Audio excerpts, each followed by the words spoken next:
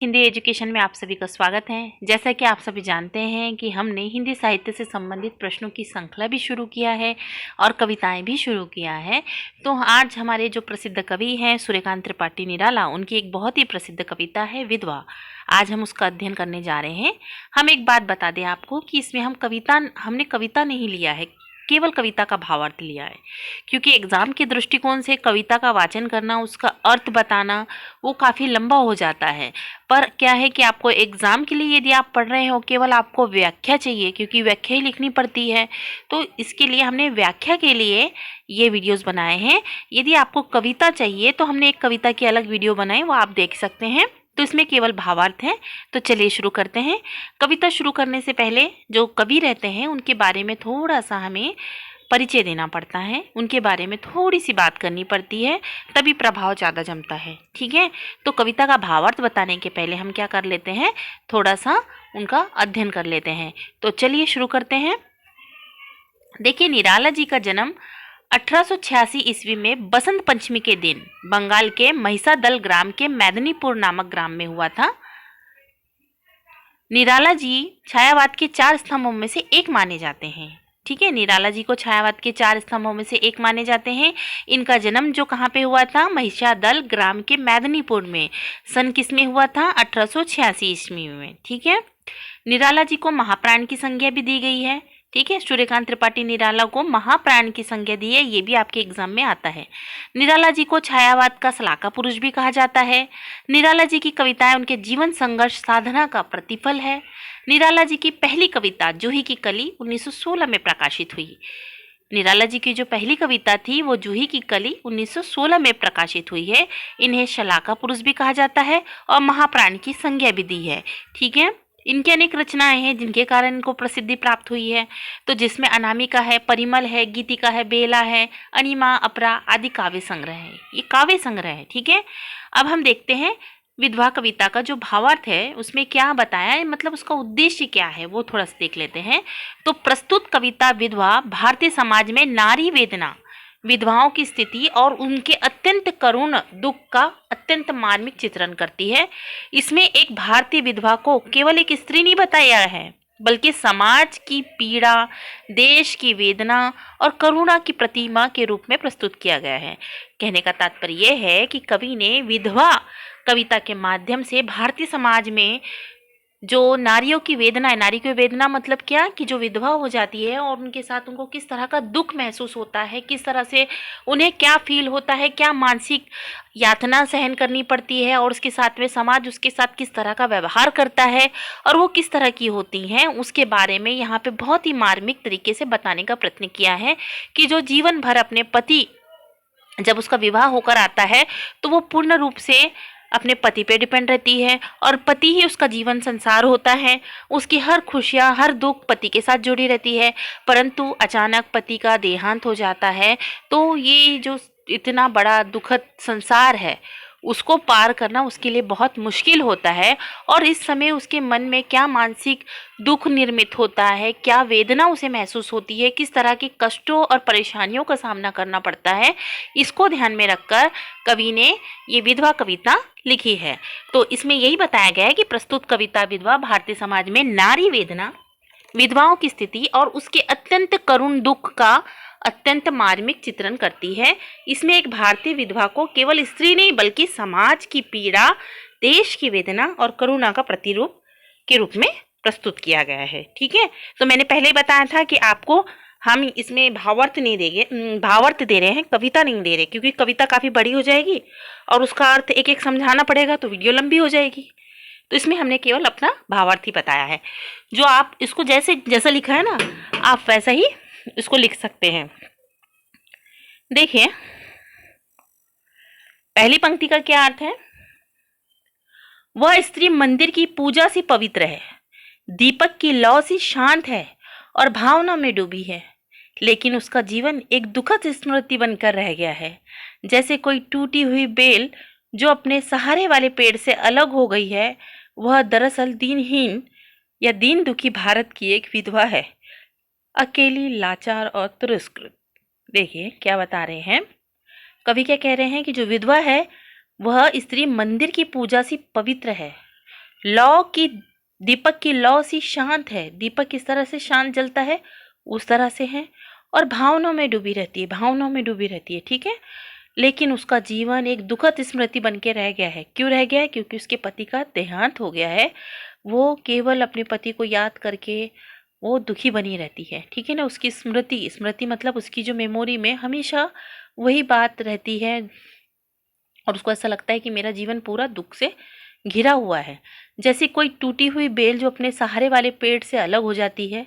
इसमें क्या बताया है कि जैसे कोई पेड़ से टहनियाँ अलग हो जाती है, बेल अलग हो जाती है, और अलग होकर कितना दुख यातना सहन करना पड़ता है, या उसको कितना दुख महसूस होता होगा, उसी तरह विधवा को भी महसूस होता है जब उसके पति से वो अलग हो जाती है, ठीक है। वह दरअसल दीनहीन दुखिया भारत की एक विधवा है। कि इसमें एक विधवा के बारे में बात नहीं कर रहे हैं, इसमें वो संपूर्ण विधवा की बात कर रहे हैं जो भारत देश में रहती है, ठीक है। अकेली है, लाचार है और तिरस्कृत है। अकेली भी है, समाज में अकेले सामने करना है, लाचार भी है और तिरस्कृत भी है, क्योंकि समाज विधवाओं को अच्छी नज़र से नहीं देखता है, उसको तिरस्कृत करता है, ठीक है। वह किसी सुंदर वन में चुपचाप चलने वाली 6 ऋतुओं की शोभा सी कल्पनाओं में उड़ान भरने वाली स्त्री है। जो विधवा स्त्री के बारे में लेखक क्या बोल रहे हैं कि वह किसी सुंदर वन में चुपचाप चलने वाली, ठीक है, 6 ऋतुओं की शोभा सी। 6 ऋतु ने बसंत वगैरह जो ऋतुओं रहते हैं नहीं क्या, शरद, गर्म ऋतु जो बोलते हैं, वर्षा, तो वो ऋतुओं की शोभा सी कल्पनाओं में उड़ान भरने वाली स्त्री है। उसकी पीड़ा एक भूली हुई कहानी सी बन चुकी है। उसकी जो पीड़ा है एक भूली हुई कहानी की बन चुकी है, या शायद एक ऐसा सपना जिसे कोई नहीं समझ सकता, या कोई एक ऐसा सपना है जिसको कोई समझ नहीं सकता। यानी जब वो विधवा हो गई तो उसे लगता है कि उसका संसार उजड़ गया है, अब जीवन में मोह माया कोई नहीं रहा है, जीवन में सौंदर्य का बोध नहीं रहा है, जीवन में सब कुछ काला अंधकार बन के रह गया है, और जो जीवन में जितने रंग थे वो बेरंग हो गए हैं। कहने का मतलब उसके पति को चले जाने से जितने भी दुख, पीड़ा और परेशानी और कठिनाई जो भी है वो उसे महसूस होने लगा है, और वो उसको चुपचाप देख के सहती है, और मन ही मन में उस दुख को अनुभव करती है, और चुपचाप रह के किसी से नहीं कहती, अपनी मन की पीड़ा नहीं बताती है। उसने अपने मधुर विवाहित जीवन को सिर्फ एक बार उस दर्पण में देखा था, उस जीवन में जो उसका सबसे बड़ा धन था। इसमें बताया है कि जो विधवा है उसने सिर्फ एक बार ही अपने वैवाहिक जीवन को देखा था दर्पण में, ठीक है। एक ही बार उसका जीवन का सुख ली, और जब उसको वो सुख में वो अपना संसार बसाने लगी, तभी तभी उसका जो पति था वो उसको छोड़ के चले गया, ठीक है। उसने अपने मधुर विवाहित जीवन को सिर्फ एक बार उस दर्पण में देखा था, उस जीवन में जो उसका सबसे बड़ा धन था, लेकिन वह सब कुछ दूर हो चुका है। उसका जीवन सहारा, उसका प्रीतम जैसे आकाश में टिमटिमाता कोई तारा दूर चला गया हो, अब वह सिर्फ करुणा की धारा बन के बह रही है। मतलब उसका जो वैवाहिक जीवन था वो सुखी था, और वो अपने सुखी जीवन में बहुत ही खुश थी, परंतु क्या पता कि वो जो सुखी जीवन है कब नष्ट हो जाएगा, और उसका पति उससे दूर चले जाएगा, किसी आकाश में जाके तारे के समान टिमटिमाने लगेगा, और बस उसको संसार में आंसू बहाने के लिए छोड़ जाएगा, ठीक है। समझ में आपको? उसकी आंखें करुणा से भरी है, उसकी आंखें जो है दर्द और करुणा से भरी है। उसमें देखकर किसी का मन भी भीग जाए, उसको देख के किसी का भी मन भीग सकता है, किसी को भी दर्द हो सकता है। उसके मन की गहराई से एक मृदुल गुंजार भौरुई की गूंज निकलती है। उसके मन से क्या होता है, एक मृदुल गुंजार, एकदम ऐसी गूंज निकलती है उनके मन में, लेकिन उसमें कोई मधुरता नहीं, केवल हाहाकार है। यानी उसके मन से एक आवाज़ निकलती है, और वो आवाज़ भौरे की गूंज की समान निकलती है, परंतु उसमें कोई मधुरता नहीं, कोई रस नहीं है, केवल हाहाकार है। हाहाकार मतलब दुख ही दुख है, केवल वेदना है। उसके दुख की यह नदी, उसके किनारे पर उसकी टूटी हुई झोपड़ी है, एकदम शांत और उदास। उसका गीला आंचल, सूखे ओठ और पीड़ित नजरें किसी को दिखाई नहीं देती। वह दुनिया से छिपकर चुपचाप रोती रहती है। मतलब इसमें विधवा के बारे में बताया है कि किस तरह से वो पति से बिछड़ जाती है, उसको किस तरह का दुख होता है और वो अपने दुख को अकेले शांत से सहती है, किसी से कुछ नहीं कहती है और अकेले में जा जा के अपने आंसू बहाती है, रोती है। पर वो अपने मन की पीड़ा किसको बताए, अपना दर्द किसको बताए, ये बताने का लेखक ने प्रयत्न किया है।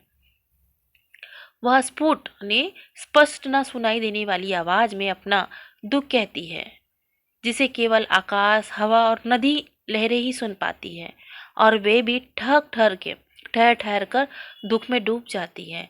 यानी जो विधवाएं है वो अपने मन के अंदर ही अपने दुख को रखती है, और जो ना सुनाई देने वाली आवाज यानी वो अपने मन से ही क्या करती है, अपने दुख को कहती है। पर उसके दुख की आवाज आकाश भी सुनता है, हवा भी सुनता है, नदी भी सुनती है, लहरें भी सुनती है, और वो ठहर ठहर के उसके दुख में डूब जाती है। कौन है जो उसके दुख को समझे? कौन है, बताइए, कौन है जो दुख उसके दुख को समझे? कौन है जो उसके आंसू पहुंच सके?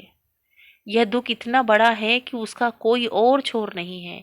एक दैविक अत्याचार जैसा है, एक भयंकर कठोर अन्याय, क्योंकि किसी के हाथ में नहीं था, किसी के हाथ में नहीं रहता किसी के प्राण लेना नहीं लेना। ये तो एक दैविक शक्ति है कि जब भगवान किसी को बुलाता है या किसी की बारी आती है मृत्यु की तो उसे जाना ही पड़ता है। तो यहाँ पे कहते हैं ये दैविक अत्याचार जैसा है, यानी भगवान ने एक प्रकार का अत्याचार किया है जो बहुत ही भयंकर, जो बहुत ही कठोर और बहुत ही अन्यायदायक है कि उसकी हंसती खेलती जो दुनिया है वो लूट गई है। क्या कभी किसी ने सच में उसका आंसू पोंछा है? हमसे प्रश्न करते हैं कि विधवाओं के क्या किसी ने सचमुच आंसू पोंछा है, या बस सब लोग उसे देखकर दुखी होते रहते हैं? सिर्फ उसको देख के दुखी होते हैं, पर उसके मन की जो पीड़ा है, दर्द है, उसको कम करने का प्रयत्न किया है किसी ने? या सिर्फ देख के लोग सहानुभूति तो दे सकते हैं पर उसके दुख को, उसकी पीड़ा को कम नहीं कर सकते हैं। यहाँ बताने का प्रयत्न किया है। ठीक है। अंत में कवि कहता है कि उसके जो आंसू ओश कण की तरह चुपचाप झड़ गए, उन्हीं से भारत का हृदय भी भीग गया है। कि उसके जो आंसू है ना, ओस कण की तरह चुपचाप झड़ जाते हैं। वो अपने दुख को किसी से नहीं कहती है पर अकेले में रोती है। उसके मन में इतना दर्द, इतनी वेदना और इतना सब कुछ भरा हुआ है, पर वो किसी के सामने बोल नहीं पाती है, चुपचाप रोती है और चुपचाप सहती है, और उन्हीं से भारत का हृदय भी भीग जाता है। कहने का मतलब कि सब वो उसकी वेदना को देख के, उसके दर्द को देख के सभी भारतवासियों का हृदय भीग जाता है। तो ये एक विधवा स्त्री के माध्यम से उन संपूर्ण भारत की विधवाओं का चित्रण किया है जिसको इस तरह का फील होता है, महसूस होता है, जो इस तरह की मानसिक यातना से गुजरती है। उसकी वेदना, उसकी पीड़ा, उसकी अकेलेपन, उसकी लाचारी, उसकी गरीबी, उसका दुख, सबको यहाँ पे बताने का प्रयत्न यहाँ पे लेखक ने किया है।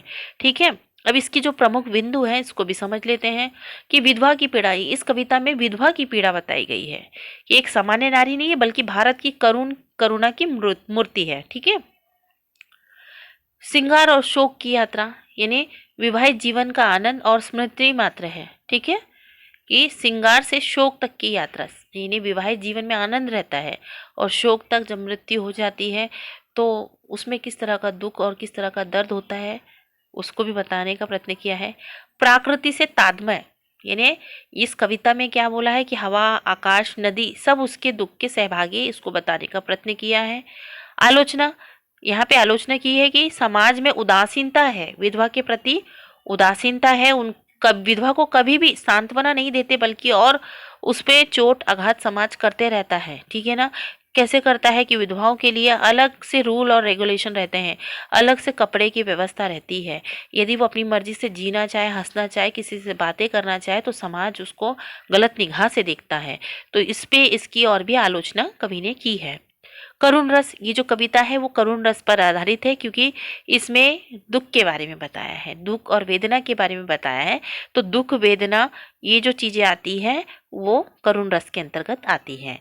तो सिंपल और सरल शब्द में कहेंगे कि इस कविता के माध्यम से कवि ने भारतीय समाज की विधवाओं की दुख, पीड़ा, वेदना और उसकी जो मानसिक स्थिति में जो बहुत ही अत्यंत गहन पीड़ा चलती है, दुख की, जो पति के बिना रहना मुश्किल है, ये संसार में अपने पार्टनर के बिना रहना मुश्किल है, क्योंकि पार्टनर के बिना रहने की बात नहीं है, इसमें समाज की व्यवस्था को बनाए रखना और आखिरी से अंत तक चलना बहुत मुश्किल है बिना पार्टनर